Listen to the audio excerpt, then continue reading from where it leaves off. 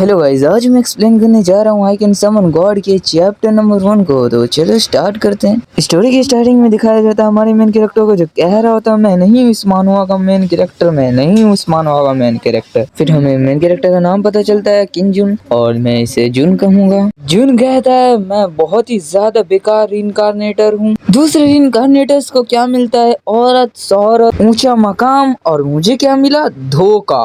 मुझे धोखाधड़ी के केस में बॉर्डर पे मजदूरों को काम करने के लिए भेज दिया जाता है। फिर जुन कहता है अगर ये ऑर्डिनरी दुनिया रहती तो मैं यहाँ पे सरवाइव कर भी लेता, लेकिन ये एरा गॉड्स और डीमंस का है। इस एरा के अंदर कल्टीवेशन सिस्टम भी है। फिर इसके बाद हमें स्टेजेस का नाम पता चलता है। सबसे पहले की रिफाइनिंग आता है, foundation establishment, golden core, nascent soul. फिर इसके बाद आता है वाइट ट्रांसफॉर्मेशन। और रही बात जुन भाई की, तो वो की रिफाइनिंग के सेकंड फॉर्म पे आते हैं। जो गाड़ी उसे लेके जा रहे रहते हैं वो भी उससे 2 कदम आगे रहते हैं। फिर इसके बाद गाड़ी रुक जाती है और जुन भाई की तो सांस अटक जाती है, गोटे मुंह में आ जाते हैं। वो भाई रुक क्यों गए तुम लोग? जुन भाई सोच रहे थे कहीं गैंग बैंग ना कर दे मेरे साथ, और गार्ड की नीयत भी तो गैंग बैंग करने वाली ही लग रही है मुझे। ये सारे हरामी गार्ड्स कहते हैं अब हम कैपिटल से दूर आ गए हैं, और ये हरामी गार्ड्स जुन भाई को पकड़ते हैं और गाड़ी से निकाल देते हैं। जुन भाई पीछे मुड़ के कहते हैं तुम्हें पता है ना तुम क्या करने की कोशिश कर रहे हो? और ये साले ऐसे देखते हैं जैसे इन्हें पता है हम क्या कर रहे हैं, लेकिन फिर भी हम करेंगे। फिर जुन कहता है प्रिंस को मारना बहुत ही बड़ा गुनाह है, अगर रॉयल फादर को पता चला तो वो तुम्हें छोड़ेंगे नहीं, तुम्हारे गार्ड में बांस कर देंगे।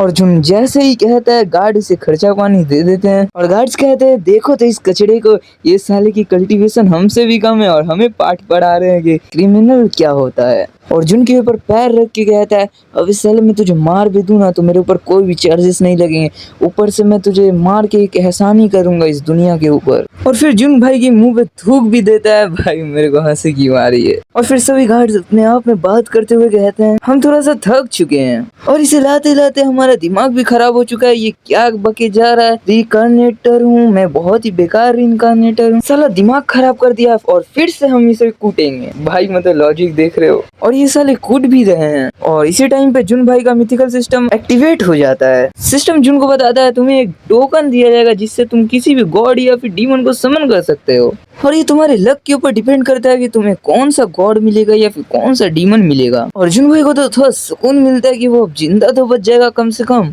और उसको कम से कम एक चीट तो मिल गया। वैसे हमारा मेन कैरेक्टर है तो इसके पास चीट क्यों नहीं होगा भाई। और सिस्टम जुन भाई से पूछता है तुम्हें किसी गॉड को समन करना है, और जुन ऑर्डर देता है तो समनिंग स्टार्ट हो जाती है। और ये साले हरामी गार्ड सभी भी कूटे जा रहे हैं, और समन जुन भाई के लक पे डिपेंड हुआ कि क्या समन होता है। और इनका लीडर कहता है मुझे खुशी है कि तुम लोग सेटिस्फाई हो चुके हो। और फिर हम जुन भाई को देखते हैं जो कि रो रहा होता है, रोते रोते कह रहा है साले हरामी सिस्टम, अबे तू तो कह रहा था तू किसी गॉड को समन करने वाला है तो समन करो साले, मैं मरने वाला हूँ। और वो साला लीडर आगे बढ़ता है और जुनियो को पकड़ के कहता है इस साले को खत्म कर देना इधर ही पे। और तो और कहता है साला कोई पूछे तो बोल देना खाई से गिर गया। और फिर जुन भाई को गले से पकड़ के ऊपर उठा लेता है। और जुन भाई थोड़ा कोशिश तो कर रहे थे कि आजाद हो जाए हम, लेकिन इसकी स्ट्रेंथ काफी नहीं है। और गार्ड हंस हंस के कह रहे देखो तो साले कीड़े को, इसकी स्ट्रेंथ मुझे स्क्रैच मारने तक की नहीं है, इसके पकड़ने से मुझे सिर्फ खुजली ही हो रही है, मैं इसे रख लूं क्या इसे पीठ खुजाने के लिए, मुझे खुजली होती रहती है। और हम देखते हैं जुन भाई को जो रो देता है भाई, उसकी आंखों से आंसू आने लगते हैं, और ये रोते रोते कहता है अब साले सिस्टम तुम कहाँ चले गए, तुमने तो कहा था तुम मेरे लिए कुछ करोगे। लेकिन उसी वक्त सिस्टम अपना वादा पूरा कर देता है, और हम देखते हैं एक समन आ जाती है जो एक 9 टेल फॉक्स है। वो अपने पूंछ का इस्तेमाल करके लोगों को उड़ा उड़ा के मार रही रहती है। एक सेकंड के लिए तो ये गार्ड सदमे में रहते हैं, कुछ तो सॉफ्ट सा आया लेकिन मुंह पे लगा तो पत्थर सा लगा।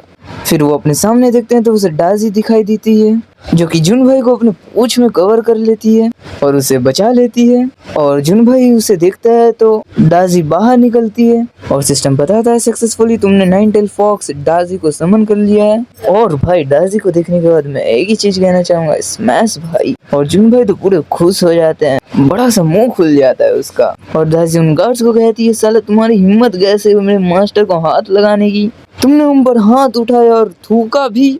और तो और साला गार्ड्स भूल भी जाते हैं डाजी ओपोनेंट टीम में है, और तो और मुस्कुराने भी लगते हैं, भाई ओपोनेंट में वो और हम जुन भाई को देखते हैं जो कि अपॉर्चुनिटी को मिस नहीं करते हैं। मोमी मोमी कहते कहते सीने में घुस जाता है। वहीं पे दासी उसके सर से हिलाते होते कहती है, अरे अरे कोई बात नहीं बाबू, सब कुछ ठीक हो जाएगा, मैं यहाँ पे हूँ ना, कोई भी तुम्हें कुछ नहीं कर पाएगा। लेकिन जुन भाई को हम देखते हैं तो वो कह रहे रहते हैं आई मीन लव भाई, और मुझे पता है इसके चेहरे से साफ पता चल रहा है प्यार है या फिर हवस। पर ये गार्ड्स अभी तक भूले नहीं है कि दाजी उनकी टीम में नहीं है, दूसरे टीम में है। कह रहे रहते हैं तुम हो कौन और तुम आए कहाँ से, तुम्हें पता है ना तुम एम्पायर पे अटैक करके क्या कर रही हो लोड़ा लहसुन।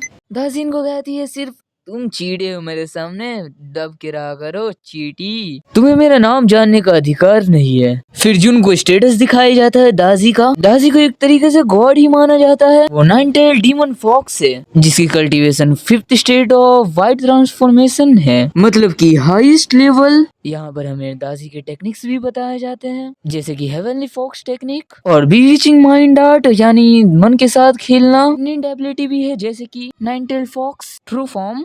और दाजी की लॉयलिटी जुन भाई के लिए 95% है, मैक्सिमम लॉयलिटी 100% है। और जुन भाई को बता दिया जाता है कि अगर लॉयलिटी 0 हुआ तो बगावत पे उतर आएगी वो, फिर धोखा देना तो नॉर्मल चीज हो जाएगा इसके लिए। जुन दाजी को देख के कहता है क्या भाई गद्दारी भी होगी क्या यहाँ पर। लेकिन जुन इससे ज्यादा इससे हैरान हुआ था कि दाजी वाइट ट्रांसफॉर्मेशन के 5वें लेवल पे है।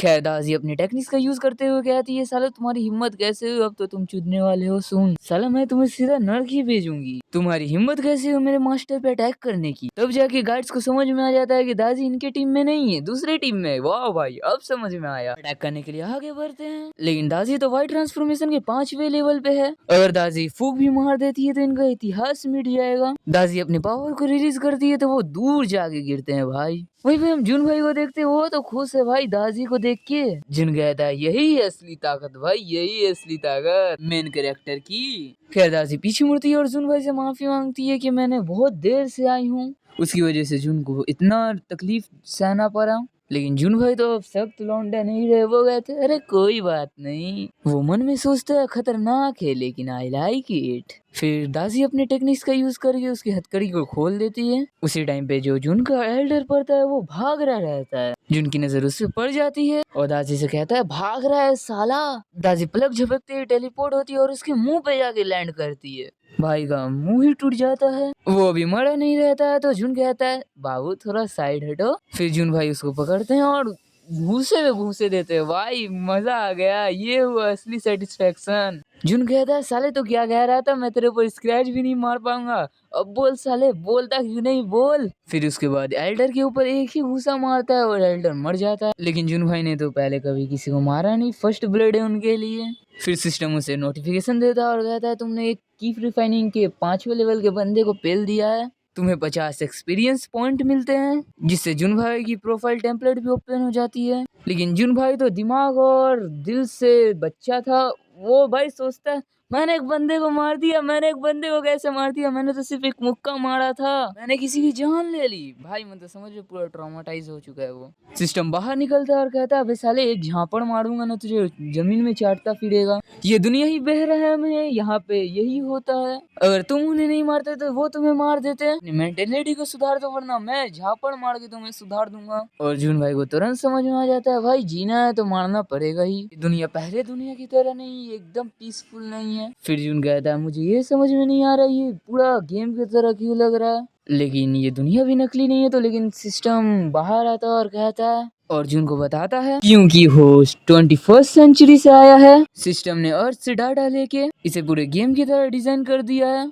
जुन को भी यही चीज लगती है, हाँ ये चीज ठीक हो सकती है, सिस्टम ने गेम का डिजाइन लिया हुआ है, गॉड और डीमन को समन करना, एबिलिटी बढ़ाना और लेवल अप करना। लेकिन जुन भाई एक सीरियस क्वेश्चन पूछते हैं उसी टाइम पे, ये मिथिकल सिस्टम है क्या और इसको बनाया क्यों गया है और इसका असली मकसद क्या है। इसी सिस्टम की बोलती बंद हो जाती है और इसी के साथ चैप्टर खत्म होता है। तो चैनल पे न्यू हो तो सब्सक्राइब कर दो और वीडियो को लाइक कर दो, नेक्स्ट पार्ट चाहिए तो कमेंट करो नेक्स्ट पार्ट। ये बाय।